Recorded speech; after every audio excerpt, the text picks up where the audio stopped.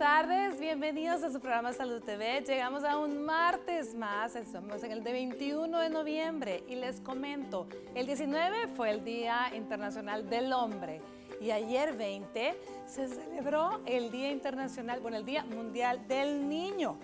Les comento que la Organización de las Naciones Unidas celebra el Día Universal del Niño cada 20 de noviembre, fecha en la que su Asamblea General aprobó la Declaración de los Derechos del Niño en el año 1959.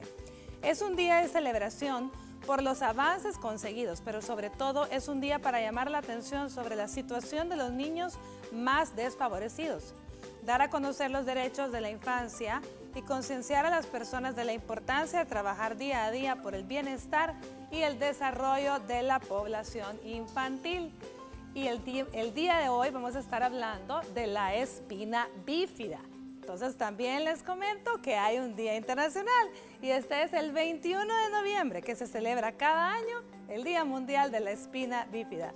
En esta fecha se realizan diversas jornadas y campañas de información acerca de la segunda causa de discapacidad física en la infancia.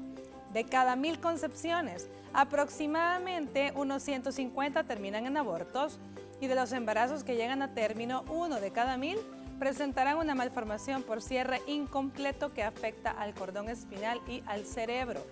En muchas ciudades del mundo se realizan diversas campañas de información a los ciudadanos sobre los efectos, causas y consecuencias de esta malformación que es la espina bífida.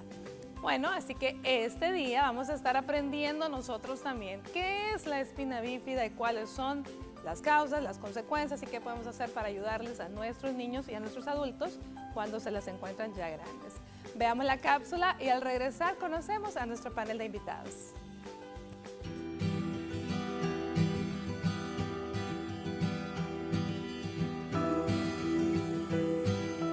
La espina bífida es una malformación congénita que ocurre cuando la columna vertebral del bebé no se forma normalmente. Como resultado, tanto la columna como los nervios que se ramifican hacia afuera pueden resultar dañados. El término espina bífida proviene del latín y significa, literalmente, columna partida o abierta. Esta malformación ocurre al final del primer mes del embarazo, cuando la columna y la médula espinal se están desarrollando. Según la gravedad de la malformación y el lugar de la columna en que se encuentra, los síntomas varían. Las leves pueden provocar algunos problemas o ninguno, mientras que las más graves pueden causar debilidad, incontinencia urinaria o parálisis. Para conocer más sobre la espina bífida, quédese en sintonía de su programa Salud TV. Nuestros especialistas estarán abordando este interesante tema. Acompáñenos.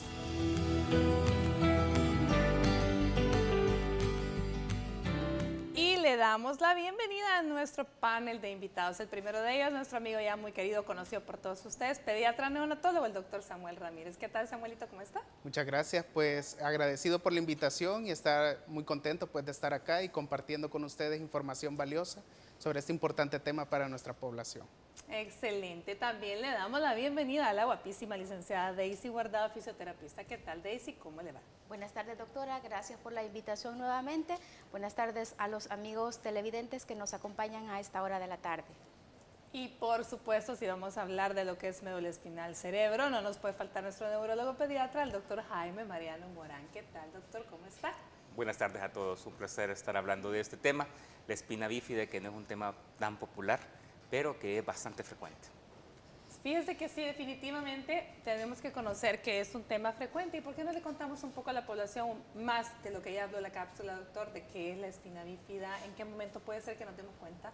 ¿Qué tan frecuente es? Pues se dice que en Estados Unidos alrededor de 2-3 millones de niños están naciendo al año. Y se calcula que de esta población, aproximadamente más de 2.000 o 3.000 niños al año en Estados Unidos que tienen una mejor nutrición que nosotros, están naciendo con espina bífida o con alguna malformación del tubo neural. Lo que preguntaba la doctora, ¿por qué se forma esto? Cuando estamos adentro en la pancita, recién hemos sido concebidos por mamá y papá, empezamos a crecer como un conjunto de células que somos una pelotita. En primer lugar, eso se llama una mórula, que es como un gajo de uvas. Ese gajo de uvas va creciendo y luego se va haciendo como de una forma aplanada. Las células al principio somos nosotros unas células aplanadas, pero luego para que se forme el embrión y el feto, esas células hacen como un giro, hacen como una vuelta y como que si fuéramos un tamalito, nos fuéramos a cerrar. Entonces, ese cierre se va dando exactamente como un zipper.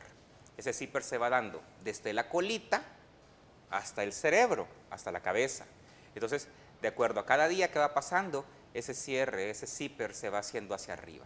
Si ese defecto en el cierre del zipper hizo que a veces, como sucede en el zipper de algún pantalón, queda una parte floja o abierta, esa parte del tubo neural que va a formar la columna o el cerebro no se cierra. Y eso se conocen como defectos del cierre del tubo neural, que de acuerdo a donde se produzcan, van a ser de la columna o del encéfalo o combinados. O sea, la cabeza puede estar un pedazo que no cerró o la columna. Entonces, al tema que nos corresponde ahora, la espina bífida, es cuando ese cierre no se produce en alguna parte de la columna vertebral. De la columna. Ahora bien, se dice que hay 4 tipos, ¿cierto, Samuelito? ¿Podríamos hablar un poco de eso? Pues realmente espina bífida como tal comprende un conjunto, ¿verdad?, de malformaciones, como bien se había mencionado, en los cuales podemos encontrar mielomeningoceles, meningoceles, ¿verdad?, espinas bífidas ocultas, que eso no va a estar clínicamente manifiesto tras, digamos, el nacimiento, que no se pueda identificar en una forma como tal. Esos son diferentes tipos de espina bífida. En conclusión, lo que vamos a esperar ver dentro de la espina bífida es ese cierre incompleto del tubo neural y que va a tener implicaciones muy severas en cuanto al tipo, al grado, a la localización, ¿verdad?, y al contenido que tenga también ese tipo de estructuras. La espina bífida es mundialmente conocida y creo que es lo que más, a grosso modo, conoce la población, a los famosos mielos meningoceles, que son los muchísimos más frecuentes que podemos ver en la práctica diaria. Tiene implicaciones neurológicas importantes, puesto que la inervación de estructuras principales como el músculo de la vejiga, ¿verdad?, que son los que nos ayudan a contener, ¿verdad?, o lograr vaciar la vejiga durante la micción, va a ser predominantemente uno de los lugares más vigilados dentro de los niños que presentan este tipo de malformaciones. ¿Por qué? Porque a la larga este tipo de problemas neurológicos se puede traducir en hidronefrosis, que en forma secundaria nos puede dar insuficiencia renal. Entonces, pareciera mentira que un tipo de malformación como esta pudiera no tener mayor importancia, pero realmente puede ser parte de la génesis de mucha de la insuficiencia renal que podemos ver en edades tempranas, ¿verdad? Estamos hablando de infancias tempranas que pueden desarrollar insuficiencia renal. En Latinoamérica es sumamente frecuente. Hay datos de que en México incluso lograron hacer una estimación, ¿verdad?, y lograr bajar esa incidencia respecto a ciertas estrategias que vamos a discutir más adelante, que la génesis de esto pues está involucrado también deficiencias de vitaminas y otro tipo de factores que van a influir dentro de la madre para poder generar malformaciones como esta. El famoso ácido fólico. Correcto. El famoso ácido fólico que uno le recomienda tanto. Ahora bien, cuando hablamos de espina bífida oculta, ¿a qué se refiere? Esa es como la clasificación y la oculta es la más leve de todas. En la espina oculta lo que sucede es que, por ejemplo, en la parte de la espalda de la persona no se suele ver ningún defecto y si se ve algo, tal vez es algún pequeño hoyuelo. ¿Qué es un hoyuelo? Como un camanance profundo. O bien, en esa zona podemos ver un mechón de pelito, como que si fuera una colita que brotara. Entonces, no tiene que ser larga, con solo que sea algo muy puntual de vellos que estén concentrados en una parte, nos tiene que hacer pensar en una espina bífida. Si es oculta, probablemente no dé ninguna sintomatología. ¿Qué significó eso? Que los huesos no lograron cerrarse, pero dentro del contenido que está afuera no se encuentra ningún nervio, no se encuentra ninguna parte de la médula espinal, o sea, de lo que lleva la señal nerviosa. En la siguiente parte tenemos a las espinas bífidas cerradas, se llaman. Las cerradas son que no se observa nada en la piel, siempre tal vez el mechón o el hoyuelo, pero en la parte que quedó abierta sí se van a encontrar algunos nervios o se va a encontrar desviada la columna. Eso se asocia con algo que se llama médulas ancladas. Las médulas ancladas son pedazos de la médula espinal que se pegan a los tejidos como la piel o la grasa, y cuando la persona crece, esa médula está fija en un punto y no puede crecer. Entonces aquí sí hay alguna manifestación neurológica, por ejemplo. Muy bien. Bueno, vámonos a una pausa comercial y en el siguiente bloque más adelante estaremos hablando con el licenciado Guardado para ver de qué forma la fisioterapia nos ayuda en estos casos. Ya volvemos.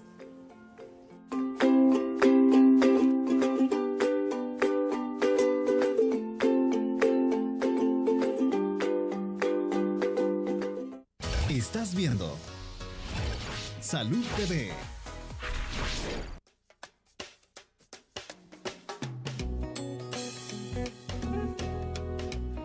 Pues si un dolor quizás que le caiga, ¿verdad? Sí le puede afectar. Quizás jugar, pues, ¿verdad? No lo puede dejar jugar bien.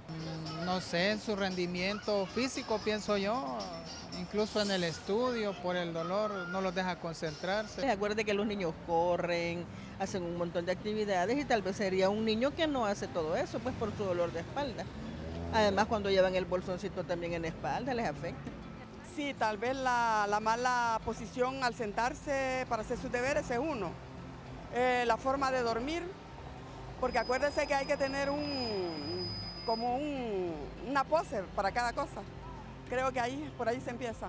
Sí, le molesta la espalda porque como tiene el dolor, entonces le impide para hacer cualquier cosa, hasta para hacer algún movimiento de ejercicio, todo eso pienso yo, ¿verdad? Problemas físicos, en lo físico les afecta, pues, porque acuérdense que los niños son un motorcito, y ya teniendo un problema, ¿verdad?, de dolor, pues ya ellos ya se les dificulta hacer las actividades.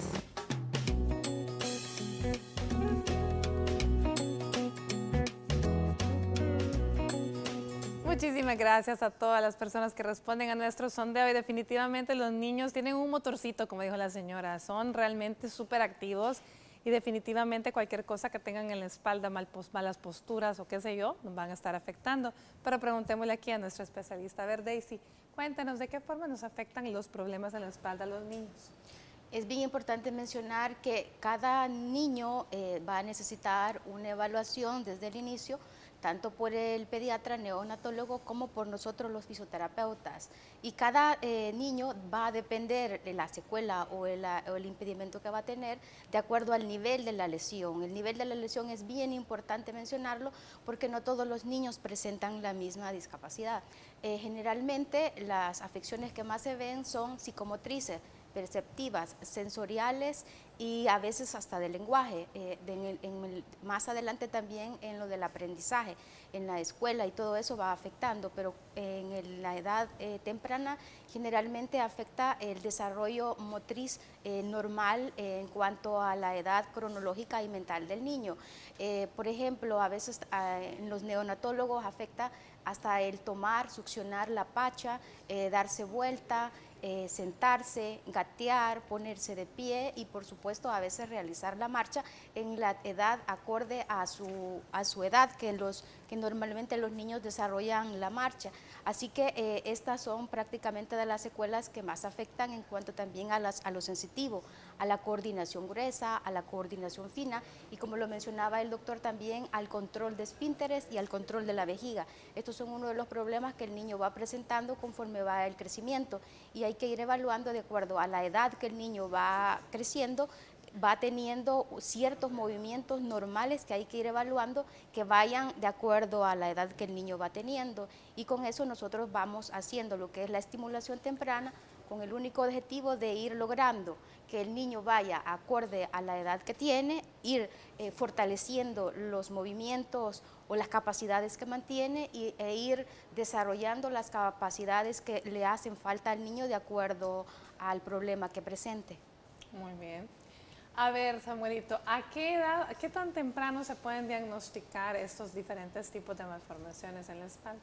Esto es muy importante, puesto que sí se pueden detectar en forma tan temprana como estando dentro del vientre de la madre, realizando ultrasonidos en forma temprana. Incluso, bueno, esto nos puede apoyar un poco quizás usted más en cuanto a que se realizan pues ultrasonidos de tamizaje, no solo diagnósticos de embarazo, sino que ya se va buscando con otro tipo de técnicas o con una precisión muchísimo mayor, tratar de buscar ciertos signos que nos pueden ir orientando a que pudiera presentar en forma temprana una malformación. Por eso es importante y volver a recalcar que el control prenatal no solo es el hecho de llegar a una consulta y solo saber que ha crecido o ha ganado peso, sino que va complementado con otro tipo de estudios, ¿verdad? Que aparte de la anamnesis, un examen físico nos va a ayudar a comprender y tal vez poder conocer en forma temprana el padecimiento que pueda tener este niño. Ahora, ¿de qué nos puede servir el hecho de tener un diagnóstico tan temprano? Pues es el seguimiento, porque el seguimiento de estos niños no va a ser igual a un embarazo normal. ¿Por qué? En el país no podemos ofrecer todavía, digamos, en algunos casos, un tratamiento temprano, es decir, hacer un intervencionismo todavía dentro del útero de la madre, ¿verdad? Sin embargo, ya está descrito en la literatura que sí se puede corregir ese tipo de problemas, pero realmente en nuestro país no se puede realizar. Hay literatura que menciona que incluso el ultrasonografista, dependiendo de la experiencia que tenga, al saber y detectar los movimientos de los miembros inferiores, ya se puede empezar a inferir, ¿verdad?, qué tanto va a ser la afectación, ¿verdad?, en cuanto a la motricidad, como muy bien lo habíamos mencionado previamente, y eso nos va a dar una idea de qué es lo que vamos a esperar, qué vamos a saber, qué vamos a poder orientar a la madre en cuanto a las intervenciones que se van a hacer en cuanto nazca, puesto que el tratamiento va a depender también de cómo se encuentra en el momento del nacimiento, puesto que si encontramos algún tipo de malformación como estas, en los cuales el contenido pues está expuesto hacia el exterior, obliga a hacer una cirugía dentro de las primeras 24 horas. Es decir, el tratamiento de la espina bífida hay algunos que no requieren intervención quirúrgica temprana, puesto que no está expuesto el material nervioso hacia el exterior. Sin embargo, los que están rotos sí, y eso muchas de las madres que han tenido niños así, pues ellas mismas conocen pues que han tenido que ser referidos inmediatamente desde el momento del nacimiento. Cuando se cataloga que está roto un mielomeningocele, pues hay que hacerle su cirugía para tratar de evitar el contacto del tejido nervioso con el exterior. Entonces, intervenciones se pueden hacer, principalmente son postnatales, pero el diagnóstico se puede conocer en forma temprana. Ahora bien, ya media vez nacen los niños, lógicamente en el caso de una espina bífida oculta, ¿qué tan temprano se puede diagnosticar?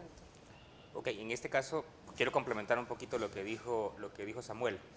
El diagnóstico temprano, en la clasificación faltaba el meningocele y el mielomeningocele, que es cuando ya ha protruido o ha salido por la espalda parte del contenido de la médula espinal. ¿Por qué es importante que hagan el diagnóstico prenatal el ginecólogo? Ustedes pregúntenle al ginecólogo cuando le haga la ultra, ¿cómo le ve la espaldita? ¿Se le ve completa? Sí, ok, gracias a Dios. Porque eso va a ser una guía para que el ginecólogo se oriente a cómo van a ser ese niño. Por ejemplo, un niño que ya se sabe que viene con un meningocele o con un mielomeningocele, que es cuando ya está la burbujita en la parte trasera, se recomienda que no nazca por vía vaginal, porque la vía vaginal va a ser una vía un poco traumática para este niño. Entonces, en el proceso de jalón, de empujón, de todo ese proceso de un parto, roto, ahí se va a romper y se va a contaminar, porque el canal vaginal contiene bacterias que son parte de la flora normal, pero que en el sistema nervioso del niño, en el cerebro, en la médula espinal del niño, no son flora normal. Entonces se van a contaminar y le va a dar una meningitis, una encefalitis a ese niño por contaminación. Entonces el diagnóstico prenatal es clave, porque si hay un mielomeningocele, la vía de elección debe de ser la cesárea. Y los papás, las mamás, no deben de tener miedo, porque hay veces que el ginecólogo les dice, vamos a ir a cesárea, y la señora lo que hace en ese momento es, se desaparece de los controles prenatales y ya no aparece porque la señora no quiere que le hagan la cesárea y quiere que su niño nazca vaginal. Y eso le puede traer complicaciones al bebé si tiene un mielomeningocele. Ante su pregunta, doctora, ¿cuándo se puede diagnosticar ya nacido el bebé? Pues puede ser casi inmediatamente. Si el neonatólogo cuando nace un bebé lo agarra y le da vueltas y lo examina por todos lados. No hay parte que un neonatólogo no vea y no describa dentro de su nota. Entonces, si el neonatólogo observa, por ejemplo, hoyuelos en la parte de atrás, o sea, como camanances profundos, a veces se ven esos hoyuelos como que si fueran barro, digamos, o esos puntos negros que salen en la cara, pero que son más grandes y más profundos en la parte de la espalda, en cualquier nivel de la espalda, o mechones de cabello, o bien el neonatólogo observa que el niño nace hipotónico. ¿Qué es hipotónico? Que las piernas están aguadas. Cuando nace un bebé hay cierta movilidad, las piernitas están un poco contraíditas. Si el neonatólogo observa que las piernas están aguadas, como desparramadas, se llama posición de ranita, porque parece que fuera una ranita que tiene las piernitas abiertas. Entonces el neonatólogo debe de sospechar que algo puede estar pasando y puede solicitar una serie de radiografías, por ejemplo, y eso nos va a dar una mejor orientación. Y si hay una duda muy razonable, se puede pedir hacer una resonancia magnética de la columna para poder evidenciar niveles de afectación. Esa era mi siguiente pregunta, ¿de qué exámenes de gabinete podemos echar mano y de qué otras estrategias durante el examen físico echar mano para diagnosticarlo?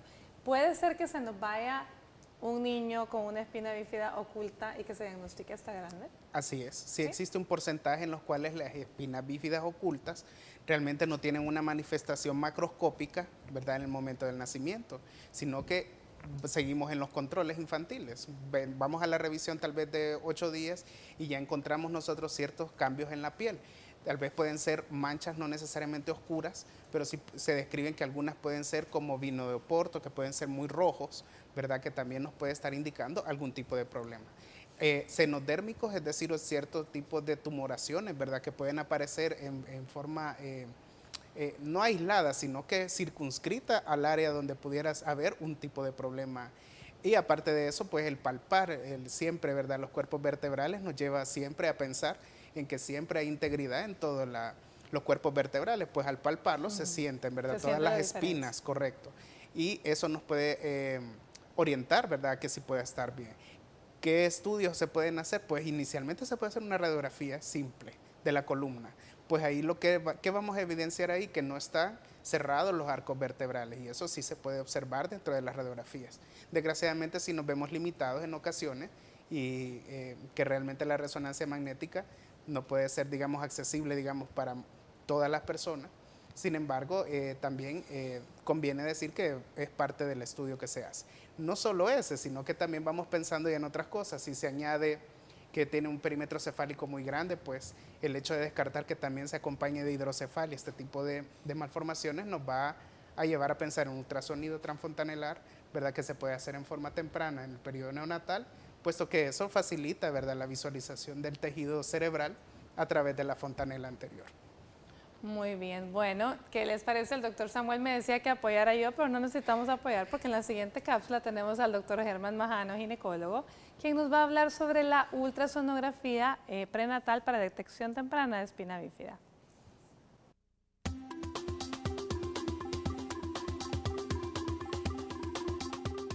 Muy buenas tardes, soy el doctor Germán Majano, ginecólogo obstetra de su programa Salud TV. El día de ahora vamos a hablar acerca de ultrasonografía y qué podemos detectar tempranamente con esta.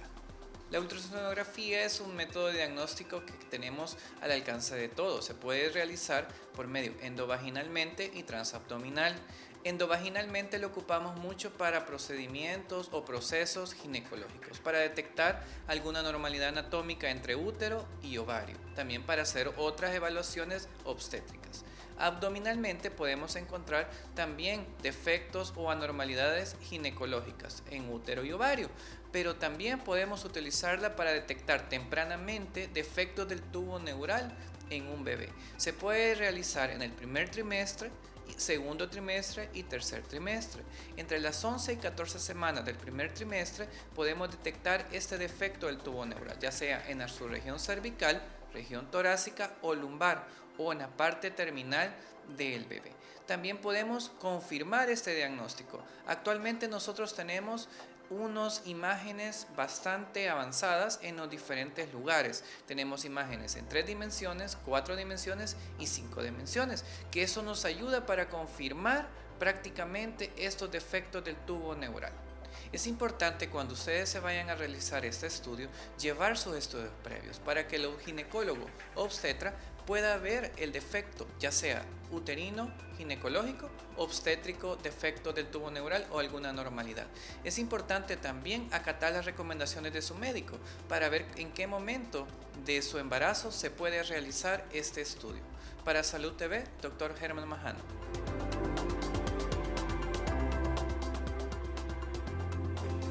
Bueno, muchísimas gracias a Germán por la información que nos dio. Ahora pueden ver ustedes que la ultrasonografía tiene definitivamente mucha más importancia y relevancia que aquella de solo ir a ver si estoy embarazada o no y si tengo un niño o una niña. Realmente hay cosas que se pueden ver, entre ellas pues los defectos del tubo neural. Pero, ¿qué les parece si conocemos un poco más de los 4 tipos de espina bífida? Y comencemos en la siguiente nota por aprender sobre la espina bífida oculta. Ya volvemos.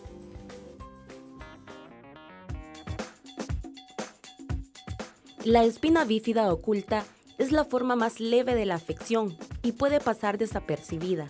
Se denomina oculta porque la malformación está cubierta por la piel. La médula espinal no asoma, aunque la piel de la zona baja de la columna puede tener una mancha con pelo o un hoyuelo por encima de la unión entre ambos glúteos. En el interior, la médula puede estar anclada o sujeta al tejido que la rodea, en lugar de estar libre dentro de la columna vertebral. La mayoría de los bebés que nacen con espina bífida oculta no tienen problemas a largo plazo.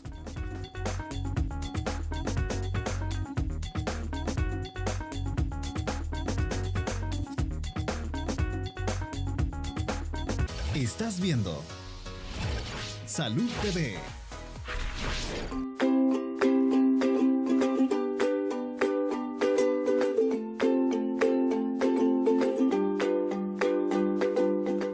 Bueno, buen provecho a usted que está almorzando. Gracias por acompañarnos. Este día estamos aprendiendo de la espina bífida.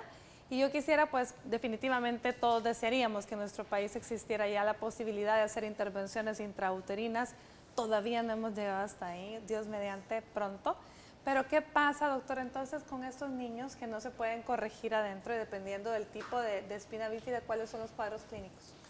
Va a depender de 2 cosas. En primer lugar, del nivel el cual esté afectado. Por ejemplo, si es nivel lumbar o sacro, lo que va a estar afectado son los miembros inferiores, lo que va a estar afectado va a ser la movilidad de las piernas. Si es un poquito más alto, lumbar alto, como se ha mencionado muchas veces, aquí el problema del control de la vejiga, el control del esfínter anal, el niño no se va a dar cuenta cuando se orina, no se va a dar cuenta cuando se defeca, y si el nivel es más alto, torácico o más alto, cervical, arriba, porque pueden haber defectos también en la parte alta, se va a ver afectado los miembros superiores y todo lo que está abajo de eso, o sea que va a estar paralizado manos y va a estar paralizado también los miembros inferiores.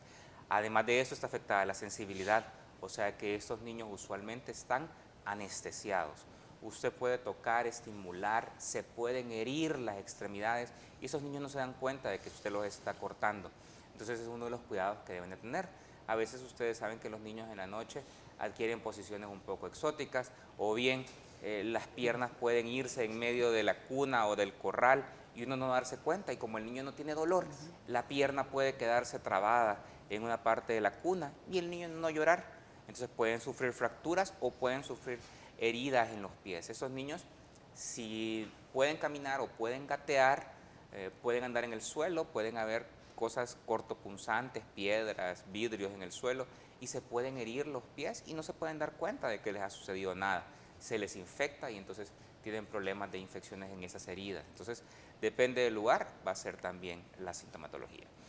Pero también la sintomatología va a depender de los tipos de espina bífida. Como se dijo en la espina oculta, se mencionó en el spot, prácticamente no van a haber síntomas. Va a ser algo casualidad que se encuentra alguien con una espina oculta. Yo le comentaba fuera de cámaras que una novia mía tenía una pielonefritis, se le tomó un examen que se llama pielograma, que es para ver los riñones, y ¡ping! Ahí observamos que tenía una espina oculta. Tenía más de 30 años al momento del diagnóstico, nadie se dio cuenta que la tenía antes. En las personas que las tienen cerradas, estas pueden dar médulas ancladas. Las médulas ancladas usualmente producen síntomas en la adolescencia. ¿Por qué en la adolescencia? Porque es el periodo en que los jóvenes empiezan a crecer. Entonces, la médula anclada es una parte de la médula espinal que está pegada a la grasa de la espalda y en el momento que crece, esa médula espinal se empieza a estirar. Y en ese momento del estirón van a haber parestesias, o sea, adormecimiento de las piernas, o pueden haber dolores en las extremidades. Depende siempre del lugar a donde esté afectado. En los meningoceles, pues bueno, esto es evidente, algo protruye en la parte de la espalda. Pero en el mielomeningocele la parte neurológica no suele estar tan afectada porque los nervios no se han escapado por este agujero. hasta en los mielomeningoceles, que digamos que es la forma más complicada que existe, ahí sí, el nervio, la médula se salió completamente. Entonces, todos los nervios que están en la parte de ahí hacia abajo prácticamente están sin ningún tipo de funcionamiento. Y existe una quinta variante, dijéramos, pero ya no se clasifica solo como espina bífida, sino que se clasifica como una enfermedad de Arnold-Chiari tipo 2. En la enfermedad de Arnold-Chiari tipo 2 tenemos una espina bífida, pero también tenemos una malformación arriba. No es en el cerebro, sino que es en la salida del cerebro hacia la médula espinal. Este se encuentra más ancho. Entonces las estructuras del cerebro como que se van por ese agujero, como que tuviéramos un agujero de la calle, y entonces se van las estructuras por ahí. Entonces puede haber hidrocefalia o pueden haber adormecimientos desde las partes muy altas de la médula espinal. Muy bien, Daisy. ¿De qué forma podemos nosotros a través de la fisioterapia ayudar a estos niños según las diferentes variantes que tengan? Ok, si se empieza, digamos, desde la etapa de neonatología, se les enseña a los papás, digamos, a prepararlos de cómo es la manipulación de estos niños para cuando el bebé se vaya a su casa. Es bien importante porque a veces los papás no saben o se asustan de cómo los van a tratar, pero se les enseña dentro de la fisioterapia las diferentes movilizaciones que hay que hacerles con el objetivo de irles ayudando a movilizar sus extremidades, ya que como lo han mencionado, los niños presentan dificultad tanto sensitivo como motor, entonces los niños no pueden movilizar o sus miembros inferiores, su tronco y sus miembros inferiores. Esto les dificulta para que el niño, como en el desarrollo normal, digamos, el control cefálico, que al mes tienen que ir moviendo su cabecita, irse poniendo, digamos, boca arriba, boca abajo, irse dando vuelta en la cama. Todas estas movilizaciones dentro del desarrollo motriz normal de un niño se les enseña a los papás para que en su casa la puedan realizar, con el objetivo de evitar deformidades, que esto es una de las complicaciones que se ven en estos niños, porque como están sin movimiento, a veces empiezan a tener pie caído, los tobillos se les empiezan a deformar, y también es necesario la evaluación y el uso de órtesis, con el objetivo de evitar deformidades. También ya en la etapa de la marcha, se les enseña a usar órtesis para que estos puedan mantener el peso, que eso es una de las partes importantes, que el bebé sienta el peso, que nosotros le llamamos propiocepción, que esto es lo que ayuda a que también el niño pueda fortalecer tanto sus músculos como sus articulaciones, que esto es una de las carencias que se presentan en estos niños. También ayudarles al desarrollo lingüístico, digamos, en algunos casos lo presentan, también el equilibrio, la coordinación, y todo eso se va trabajando de acorde, como les mencionaba anteriormente, a la edad y a la etapa motriz cognitiva del niño, porque también se ven afectadas de acuerdo a la lesión que presente el niño, problemas de aprendizaje, problemas de memoria y todo ese tipo de funciones cerebrales que el niño se vaya desarrollando dentro del desarrollo, digamos, motriz. También el objetivo de la fisioterapia es ayudarle a fortalecer la musculatura, que es la que se va perdiendo, a fortalecerle, digamos, también las diferentes posturas, con el objetivo de que el niño, cuando ya llegue a una etapa, digamos, de la escuela, pueda también desarrollarse como un niño de acuerdo a su capacidad y al nivel que está en ese momento. Muy bien. Fíjense qué bonito, la licenciada Daisy mencionó que algunos niños pueden tener deformidades y necesitar órtesis. ¿Qué les parece si el doctor Marco Castillo, ortopeda pediatra, nos amplía un poco más al respecto?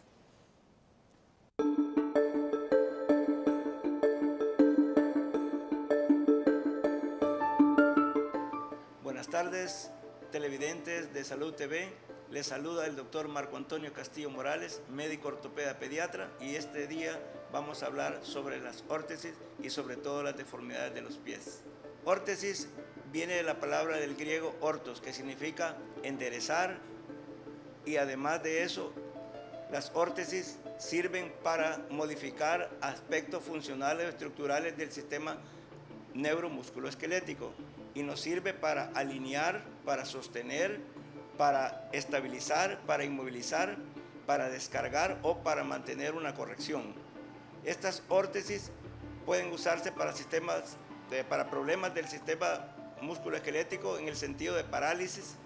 También nos sirve para descargar la presión en una articulación en la cual está dañada, por ejemplo, en las enfermedades del Escalbepertes, que sirve para quitar la presión de las articulaciones de la cadera. También sirve para inmovilizar cuando hay un trauma, cuando hay un esguince de tobillo, cuando hay un trauma de la rodilla que necesita estar en reposo, entonces sirve para inmovilizar. También sirve para hacer correcciones de los ejes de los miembros inferiores, como son los que llamamos piernas en X o piernas en O, que son las llamadas, las piernas en O es conocido como los cascorbos, y entonces estas férulas sirven para corregir la situación esa inmodificable, pero los niños que están en crecimiento. Y además para el pie equinovaro, cuando se ha corregido, hay férulas que mantienen esa corrección, y entonces es exitoso cuando se cumplen el buen uso de esas férulas. Un consejo muy importante para los padres de familia es el uso adecuado de la férula para después de la corrección del pie equinovaro, porque si no lo usan adecuadamente, tal y como lo ha indicado el médico, entonces tenemos peligros de que vuelva a perder la corrección y se vuelva a operar. Y para Salud TV, Marco Antonio Castillo Morales, y nos vemos en la próxima.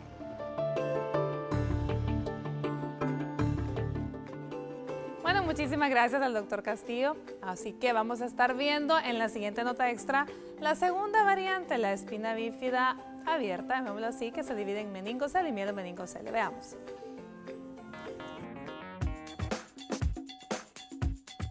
La espina bífida abierta meningocele afecta a las meninges, que son las membranas que cubren y protegen al cerebro y a la médula espinal. Si las meninges asoman por el orificio del cráneo o de las vértebras, crea un saco lleno de líquido que se denomina meningocele. Este se puede ver en la cabeza, el cuello o la espalda del bebé. El saco puede ser tan pequeño como una uva o tan grande como un pomelo y suele estar cubierto de una delgada capa de piel. Los bebés con esta afección pueden tener problemas de salud a nivel de intestino, vejiga o parálisis si los nervios que rodean la columna están dañados.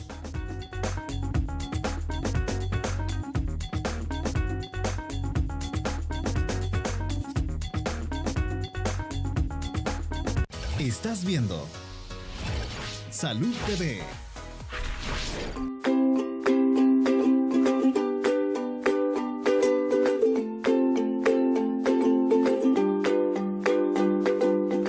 Gracias por continuar con nosotros. Estamos hablando este día de la espina bífida en el marco del Día Internacional de la Espina Bífida. Estamos aprendiendo sobre esta malformación y sus variantes.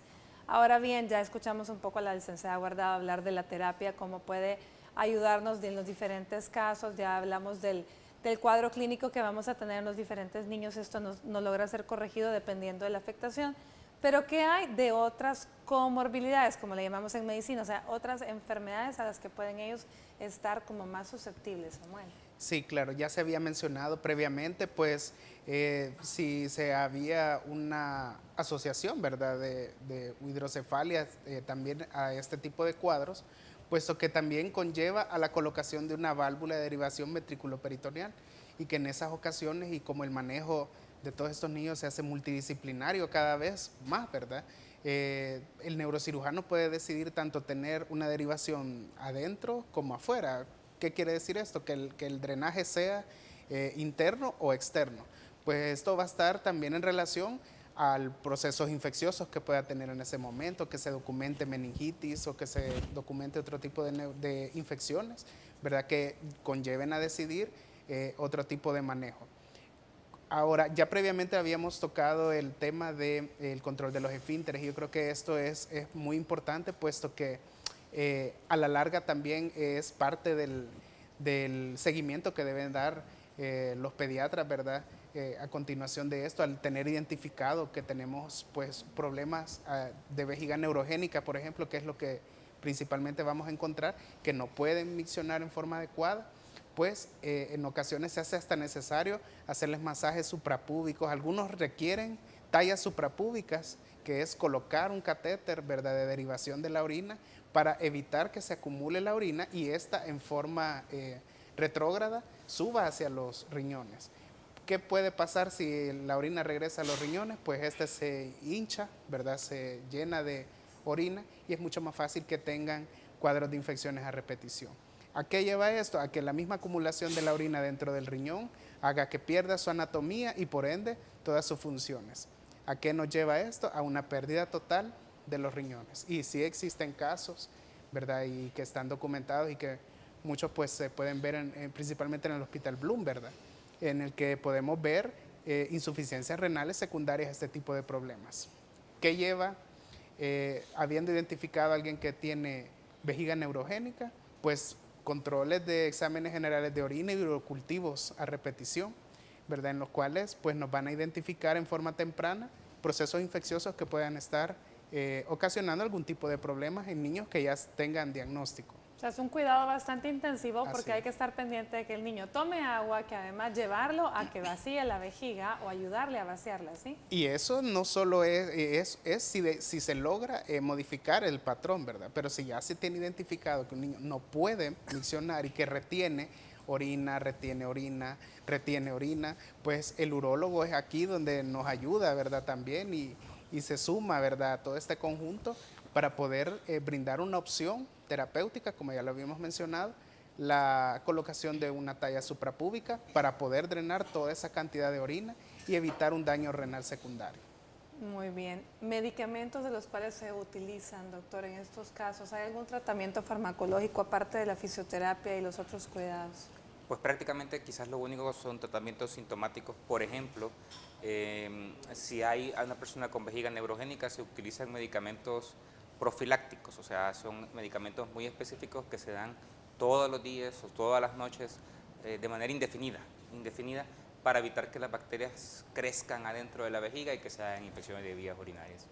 Quiero robar ahorita un minutito porque dado que hoy se conmemora el Día de la Espina Bífida, creo que algo importante que no se nos debe de escapar es que tenemos que habilitar los lugares para estos chicos que tienen capacidades especiales de movilización. En nuestro medio, los colegios, los kinders, no tienen las estructuras físicas para atender a estos chicos. Deben de tener la capacidad para que alguien en una silla de ruedas, para que un niño y luego un adolescente en una silla de ruedas tenga acceso a la educación.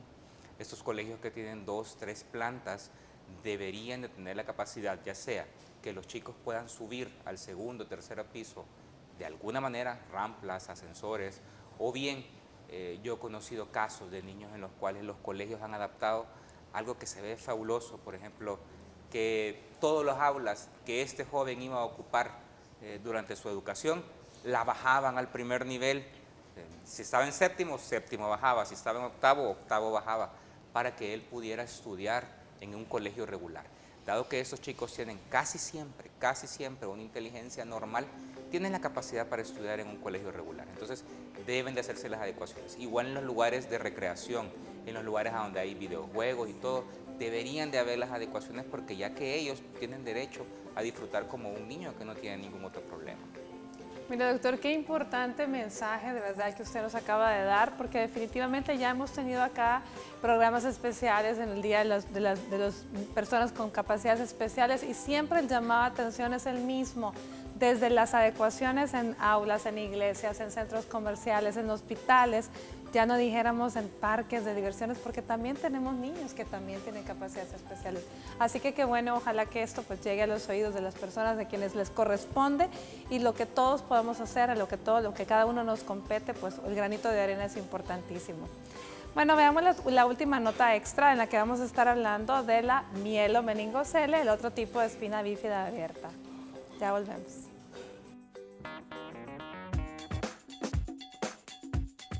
La forma más grave de espina bífida es la denominada mielomeningocele, que ocurre cuando tanto las meninges como el extremo inferior de la médula espinal asoman por el orificio de la columna y forman un gran saco lleno de líquido que se sobresale en la espalda del bebé. A veces, el saco se revienta durante el parto y la médula y los nervios quedan expuestos al nacer. Los bebés con este tipo de espina bífida suelen tener algún grado de parálisis y problemas óseos o musculares como resultado de la misma. Esto se debe al desarrollo anormal de los nervios en la médula espinal o que a los nervios están estirados como resultado de la malformación.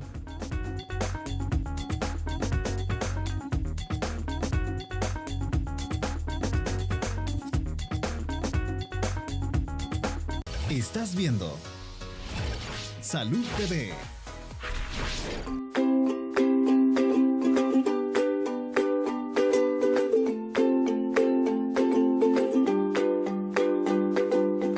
Continuamos con nuestro programa Espina Bífida. Hemos aprendido este día los tipos que existen, cómo se diagnostica, en qué momento. Sabemos también que hay uno que puede pasar desapercibido, que es la espina bífida oculta y que pues no va a dar ningún tipo de manifestaciones.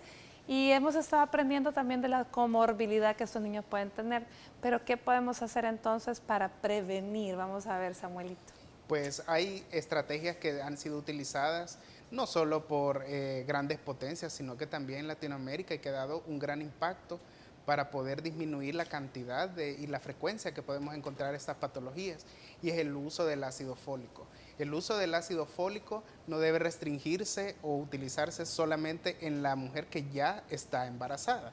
Es decir, el consumo del ácido fólico por lo menos debería iniciar 3 meses antes de una gestación. Vamos a digamos, decir de que la estrategia principal debería ser de que la planificación de un embarazo debería ser parte primordial del control prenatal.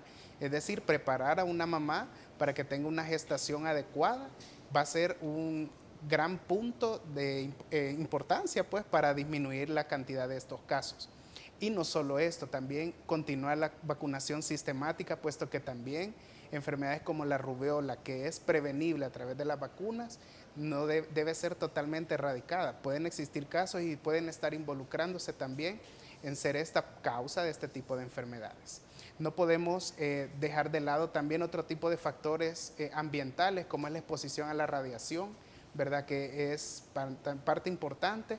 Muchas de las cosas es que sí es importante saber, y la mamá tiene que conocerlo, pues, que este tipo de malformaciones se da incluso cuando ella ni siquiera sabe que está embarazada. Es decir, se da en forma tan temprana que no ha tenido ningún síntoma y ya se cerró el tubo neural. Y se lo van a descubrir hasta que tenga alrededor de 3 meses en su embarazo. Entonces, doctora, es mucho más complicado esto, y las intervenciones deberían ser orientadas a prevenir esto, no a encontrarlo como un hallazgo sorpresivo, ¿verdad? Explíquemeles por qué tiene que ser antes del embarazo, doctor Mariano. ¿A los cuántos días se produce este cierre de la placa de la que estábamos hablando, que se vuelve tubo? El cierre se empieza a producir, el cierre del zipper de abajo hacia arriba, alrededor de los 12 días de estar embarazada. Que usted ni cuenta se ha dado. Piensen que usted se embaraza aproximadamente el día 14 de su ciclo menstrual y usted espera ver regla más o menos unos 14, 20 días después de ese día que ovuló o que salió embarazada. Y se va a esperar una semana más. Ni siquiera se dio cuenta, ni siquiera se dio cuenta cuando ya se empezó a cerrar el zipper.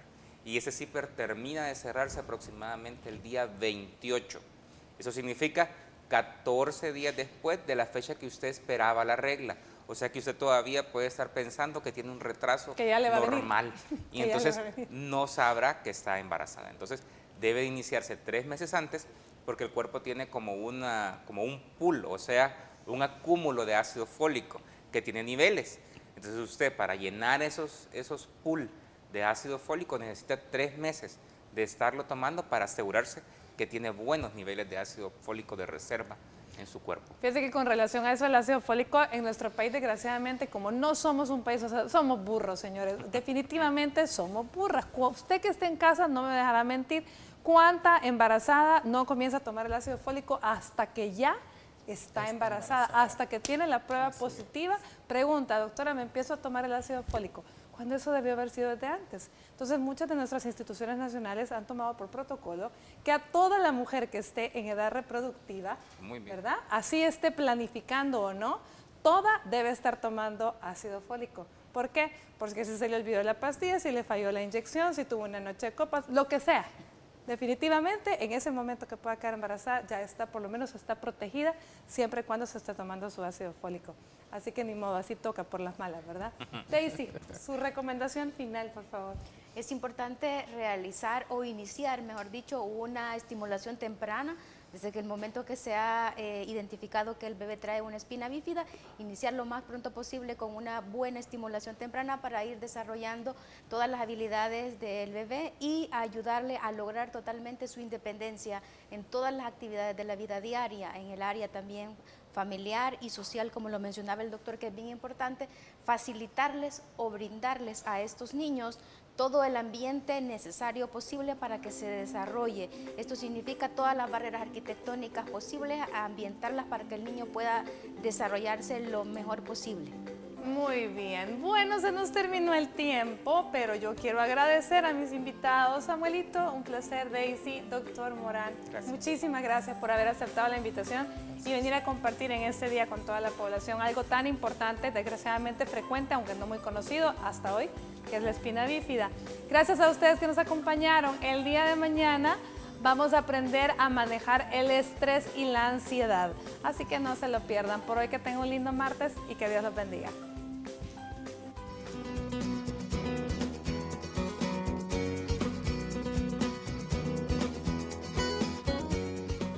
Para saber cómo puedes ayudar a tu hijo con espina bífida, te damos los siguientes consejos. Acepta la situación. Al enterarte de la noticia de esta enfermedad, es normal sentir frustración, impaciencia o incluso un sentido de pérdida. Sin embargo, intenta mantener una actitud positiva y transmítesela a tu hijo. Fomenta la independencia. Los niños con espina bífida tal vez necesiten ayuda extra a veces, pero es muy importante darles la oportunidad de completar solos unas tareas antes de ayudarlos. Pero es muy importante darles la oportunidad de completar solos una tarea antes de ayudarlos. Busca apoyo. A los padres de niños con espina bífida puede resultarles útil hablar con otros. Además, puede ayudar a aumentar la confianza en el tratamiento de la enfermedad, mejorar la calidad de vida y ayudar a satisfacer las necesidades de todos los miembros de la familia. Recuerda que en estas condiciones tu hijo debe visitar periódicamente a su médico especialista.